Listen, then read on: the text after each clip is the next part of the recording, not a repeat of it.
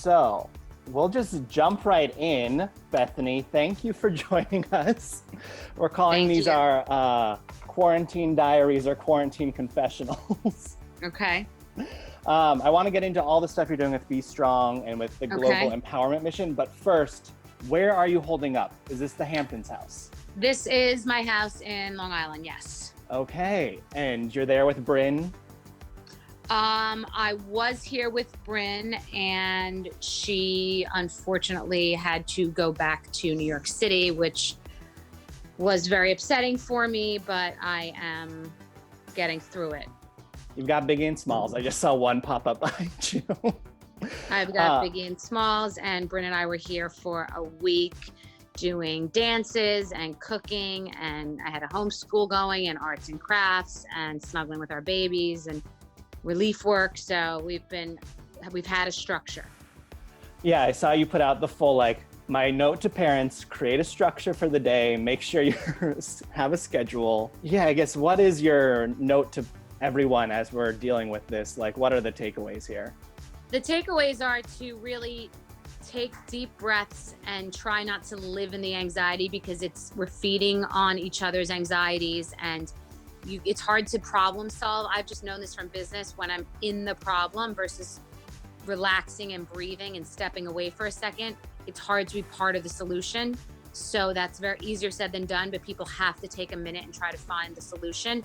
Obviously, there's all the ways that people have to keep clean and sanitized, but as I go through my daily routine, I think of other ways, putting your fingers in moisturizers, or not cleaning makeup brushes, or just not cleaning out your hairbrush. Just there are many ways for viruses to attack the system. And so I'm just thinking of, hydration. We have hydration kits that are part of our Corona kits. And I'm thinking about hydration. It flushes out toxins. I hear that this doesn't live in heat. It could be a myth, but I know that hot detox salt baths are very, very therapeutic, and there still is Epsom salts at the market. So I'm taking hot baths. Just there are very logical things to do for whatever business you're in, to sit back and try to think about how to find future solutions. I have my staff not paralyzed, but they're all at home, and thinking about how to help doing relief work, and thinking about how to be organized and think about things that we haven't been able to get to business-wise for a while. So I'm a good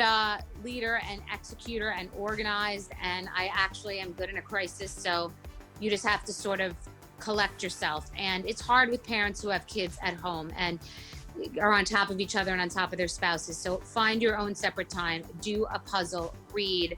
I'm doing dances with my daughter. We're learning different dances together and talking about music and doing breathing exercises together. So you really just have to find your yes. I mean, you once famously said, get a hobby. So we're all learning that right now.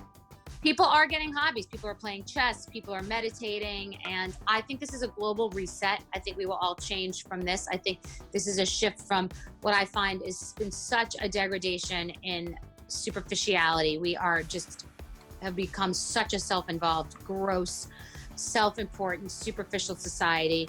I have been on reality television. I have been part of that machine. I have never really loved social media. I have always done it because it's been a part of my business, and you sort of have to be part of it if you're going to move forward. And I've always just felt that it was counterintuitive to be taking pictures of how good I look and filtering yourself and bragging about everything you're doing and what you have. And it just feels counterintuitive, and I always feel more safe and comfortable when I'm using social media to connect with other people and use it as a network to find people who are in hospitals that need masks, and people who are at home who are suffering, and people in big corporations that want to help donate and help other people. And, I want to be part of the solution.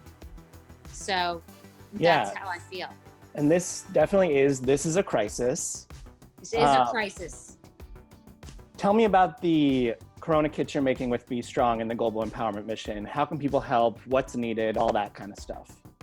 So Be Strong is an initiative that specializes in disaster relief. When it's actually a crisis, when people have been devastated, when people have nothing, when people are panicking, when people just want to connect with each other, when they want to help. And that's where we come in and stay long after the headlines fade. We just had a truck go to Tennessee, an 18-wheeler filled with aid because of the tornadoes. We are still building schools and homes in the Bahamas long after Dorian has swept through and destroyed a lot of the Bahamas, 100 and something islands in the Bahamas. We have just finished another initiative in Puerto Rico because they've had earthquakes to add insult to injury after their hurricanes. We just 2 weeks ago finished our second mission in Australia for the fires. So we have longevity and we stay. We have distributed over $25 million in aid and relief globally, Guatemala, Mexico, you name it, North Carolina, California fires. And now we are working on the Be Strong multi-tiered approach. One is Corona kits, which have hydration systems in them, immune building systems in them, hand sanitizer gel, which is being manufactured directly for us, specifically for us right now at a facility. We have a warehouse full of aid. We are now working with hospitals and individuals nationwide who want to help and who are passionate about their hospitals. Megan McCain asked how she can help. I said, you're from Arizona, put us in touch with who you want to help at what hospitals. Maria Menounos is from Boston. My boyfriend and I have a place in Boston, and I went to college in Boston. We're working on Mass General, masks for Mass General. Maria Menounos is working on Cedars-Sinai and UCLA. And it does take a village, and we are little, links in the chain. And so we're raising money for Be Strong cash cards, which go to people who are underprivileged, impoverished, desperate, home, waiting for help, feeling panicked. Kids are home, they can't afford it. They have no job, no income.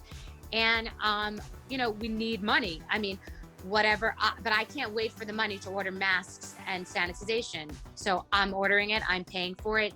And, we need to raise millions and millions of dollars. This is a massive, massive effort, and we don't have red tape.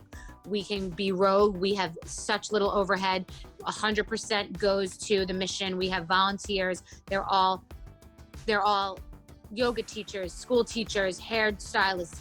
The poor and middle class are who run and move this effort. It's not the wealthy. It's not celebrities. It's not the people that talk the most on social media. It's regular people that move this effort. And so we need a lot of money, and we need to keep spreading the message, and we need to keep taking in money, because this is not just Puerto Rico or Bahamas, this is the world.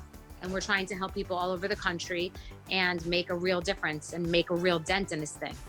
So if people are able to donate, it's Bethany.com/BeStrong. Yes, and if it's Bethany.com/BeStrong, BETHENY.com/BeStrong. And if there's something that's they're passionate about, they can write a note and say, I want to donate masks to hospitals. I want to donate to the kits, or to people who need the cash cards for the freedom and dignity to buy what they want. So I would also, another message I would say, to stop hoarding. People are panicked that they can't get toilet paper. You have what you need. It will be there. We all help each other. We live in a society where we help each other, and let some other people get to the store and buy what they might really actually need. I'm not going to the store because I have enough pasta and ramen to, last me at least a month. So that's what I'm living on. I love in all this, you've also been calling out the billionaires on social media. Listen, and you've gotten some traction there. Well, I've gotten traction in the press with the billionaires. I'm sure that they're reading my messages because people are calling them out. And listen, I don't think that billionaires don't have their own causes and don't donate and aren't talking to the White House and aren't doing something. But I know that I'm not waiting for any red tape or anybody in the political world to tell me what to do.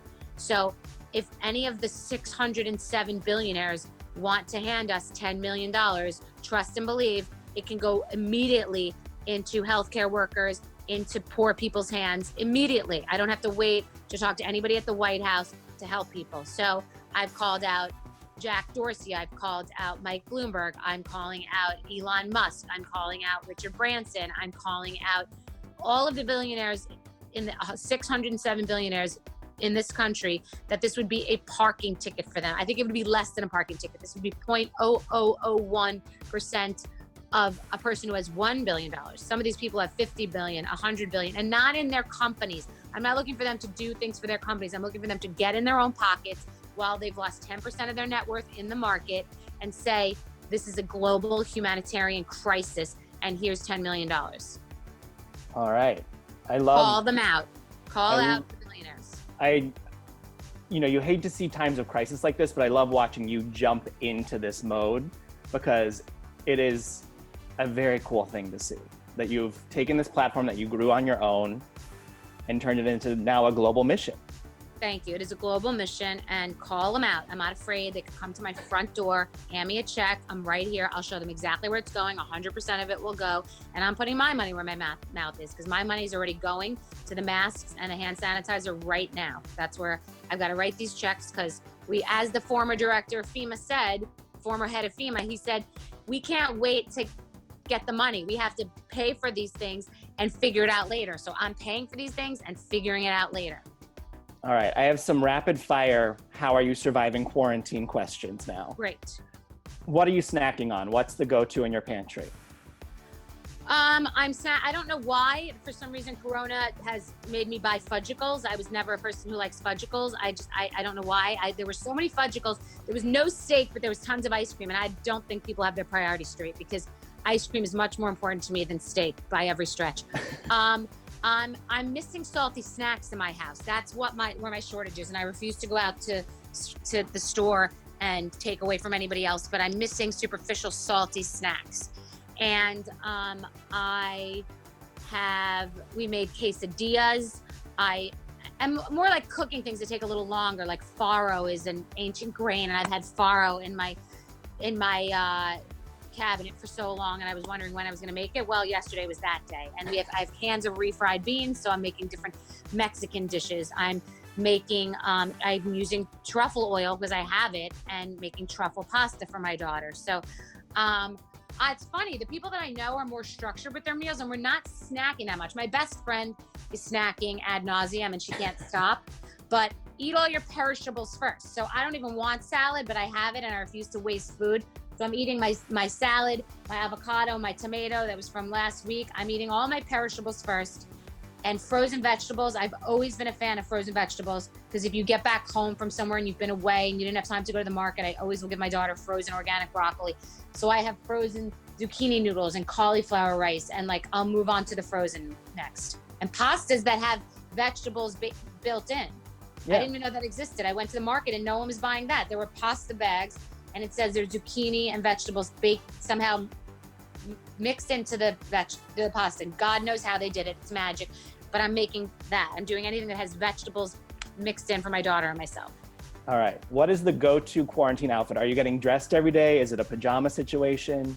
It started as a pajama situation. It moved into clojamas, which were clothes and pajamas. So it would be a sweatshirt and pajama pants. And now I've moved into very, very loungy clothes at home. I'm wearing skinny girl jeans, which are super comfortable. They're like pajama jeans, frankly. Sorry.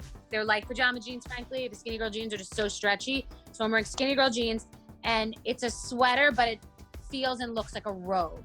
So it's still sort of a hybrid clojamas, but it's evolved. But I'm still I'm in slippers at all times. Shoes Okay. are not part of this process. Shoes are not part of my journey, as Alexis on Schitt's Creek says. Yes. Shoes is not part of my journey right now. Shoes are not part of my journey unless I have to go outside or to the basement. Where is Paul in all this? Paul is in Boston, and I debated going to him last night, but I feel, and I've told all my friends and given the advice based on lockdowns and being near your kids, and we need to be at home where we feel the safest and the most comfortable. Anxieties are at a height, and I need to do my own routine, and I need to be closest to my child, and I need to have my backyard and my dogs and my things I can touch, and and he's working on helping me with Mass General and Boston efforts. And what's interesting is we're not together, but this has brought us closer than ever. It's just you're closer to the people that you can't be with. You're feeling like you want to talk to them and FaceTime them, and you miss them. And so we are closer than ever. But I want to go there. It's just we're both sort of panicked if I go and I can't leave. And it's not rational, because I'm sure I'd be able to leave. But I just, you want to just feel in your safe place at the moment. Yeah, it's the state we're all in.